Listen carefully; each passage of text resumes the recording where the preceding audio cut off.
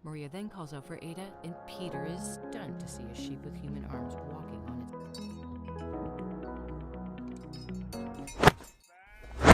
Rekayasa genetika hewan paling awal ditemui pada makam berusia 4.500 tahun di sebelah utara Suriah. Peneliti dari University of Paris Eva Maria Gegel dan kolega menyebutkan bahwa hewan tersebut diyakini sebagai kunga, makhluk seperti kuda misterius dengan ekor seperti keledai yang muncul di segel kerajaan dari awal zaman perunggu Suriah dan Mesopotamia. Hal ini menunjukkan kepada kita betapa gilanya ilmuwan menciptakan hewan. Sama yang dilakukan sebuah peternakan di Kamboja yang mengembangbiakan babi hasil mutasi genetik. Peternakan ini mengembangbiakan babi rekayasa genetika yang memiliki otot besar. Tapi sayangnya, tubuhnya yang begitu besar dan kekar justru membuatnya tidak bisa berjalan dengan baik karena otot-otot yang menggembung.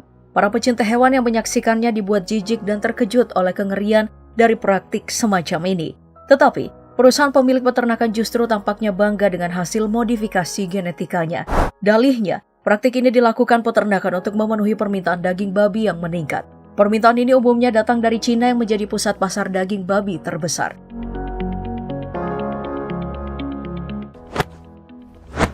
Lebih kontroversial lagi, dua ilmuwan Rusia, Dr. Boris Levinskovsky dan Sergei Bryukhanenko, pernah merilis video yang menampilkan kepala anjing yang tetap hidup melalui sistem sirkulasi darah buatan dan dikenal sebagai eksperimen dalam kebangkitan organisme. Para ilmuwan menggunakan autojektor, sebuah peralatan khusus jantung paru, untuk menampilkan kepala anjing yang mengedipkan mata, menjilat mulut dan menggoyangkan telinga sebagai respon terhadap suara. Pada tahun 2005, ilmuwan Amerika mengulangi eksperimen yang sama dengan membilas darah anjing dan menggantinya dengan garam dan oksigen yang diisi gula. Hal yang tidak terfikirkan terjadi. Anjing-anjing itu kembali dari kematian 3 jam kemudian setelah mengalami sengatan listrik dan transfusi darah. Praktik rekayasa genetik di Rusia memang yang paling selalu menuai kontroversi. Ilmuwan ini misalnya, dengan dukungan dari pemerintah Rusia pada tahun 1914, Alia Ivanov, yang merupakan ahli biologi, menggunakan inseminasi artifisial untuk melahirkan hampir 70.000 kuda sehat. Sang ahli biologi yang ambisius ini selanjutnya ingin melanjutkan pembiakan interspesifik. Ia mulai dengan keberhasilan melakukan persilangan ternak unggas dan kemudian muncul ide untuk menyilangkan manusia dengan kera.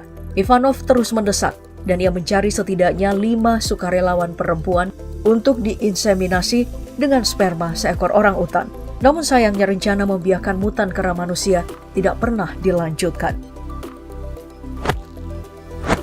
Setelah mungkin terinspirasi dengan yang dilakukan Alia Ivanov, para peneliti pada tahun 2018 telah menciptakan kombinasi baru antara 2 spesies atau chimera.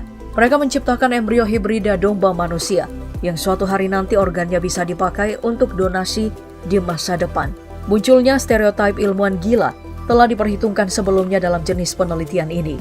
Namun tim peneliti yakin eksperimen yang menuai pro dan kontra ini suatu hari nanti dapat memberikan solusi unik bagi ribuan orang yang membutuhkan donor organ penyelamat hidup yang kebanyakan meninggal.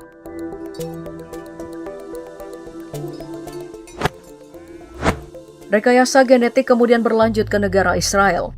Seorang ilmuwan dari Hebrew University of Jerusalem berhasil membuat temuan ayam tanpa bulu.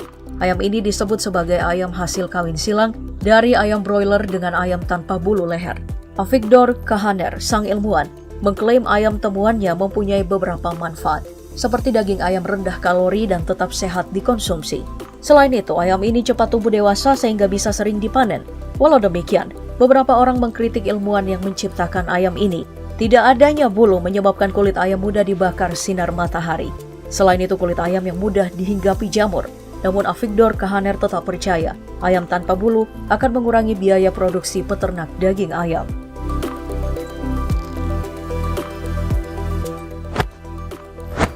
Apa di bayangan kalian melihat gambar ini? Seekor gajah yang mungkin merupakan gajah hibrida dengan seekor hewan pengerat. Memang, bumi pernah dihuni hewan pengerat sebangsa tikus yang beratnya mencapai 1 ton. Hewan ini hidup di Amerika Selatan dengan ciri gigi seri tonggos yang berfungsi seperti belalai. Namun hewan ini telah punah jutaan tahun yang lalu. Jadi mungkin hal yang mustahil bagi ilmuwan untuk menyilangkannya. Dan faktanya, gambar aslinya hanyalah seekor gajah. Tapi warna gajah ini yang menjadi perhatian karena tidak biasa. Memang sulit dipercaya Tapi gajah merah muda memang ada. Gajah merah muda adalah gajah albino dan sangat langka. Kini para ilmuwan mulai melakukan eksperimen untuk menciptakan gajah albino tanpa harus menunggu proses alaminya.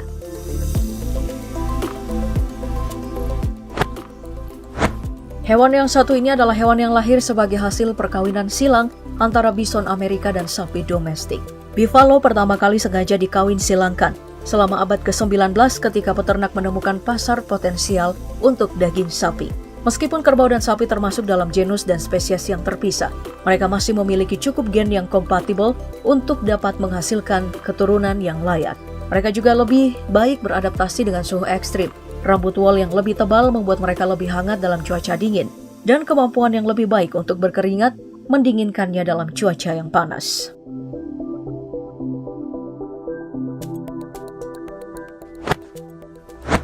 Dan untuk membuat hewan lebih unggul atau untuk kebutuhan manusia menjadikan para ilmuwan menjadi semakin gila. Pada tahun 1997, tim ilmuwan dari University Harvard dan MIT melakukan uji rekayasa bioteknologi dengan pembahasan tulang lunak dengan bentuk telinga manusia di tubuh seekor tikus. Awalnya pada pertengahan 80-an, Joseph Vacanti yang adalah seorang ahli bedah anak ingin mengatasi kekurangan organ. Bersama tim mereka kemudian mengembangkan perancah dalam bentuk telinga manusia. Dalam dunia kedokteran memang ada kontroversi besar tentang penggunaan hewan. Ide ini terutama penggunaan tikus memang sebuah eksperimen yang gila. Namun Vacanti yakin bahwa lebih dari 1 miliar orang di planet bumi pasti membutuhkan organ-organ baru. Entah itu dibutuhkan karena kemungkinan seseorang mengalami kecelakaan atau cacat lahir.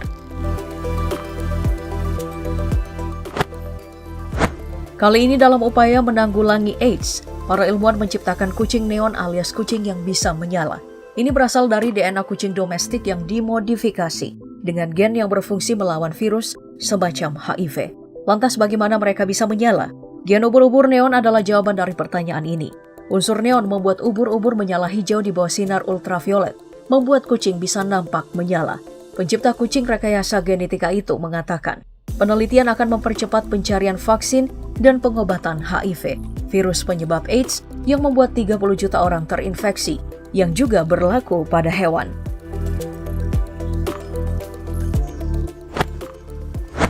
Rekayasa atau mengawin silangkan dua jenis hewan yang berbeda memang sudah semakin marak dilakukan ilmuwan.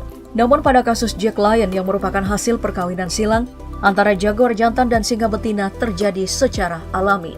Dua Jack Lion yang cukup terkenal adalah hasil perkawinan silang antara Diablo jaguar jantan dan Lola singa betina yang tinggal di Taman Marga Satwa Ontario, Kanada. Keduanya melahirkan Jack Lion bernama Jahzara dan Tsunami.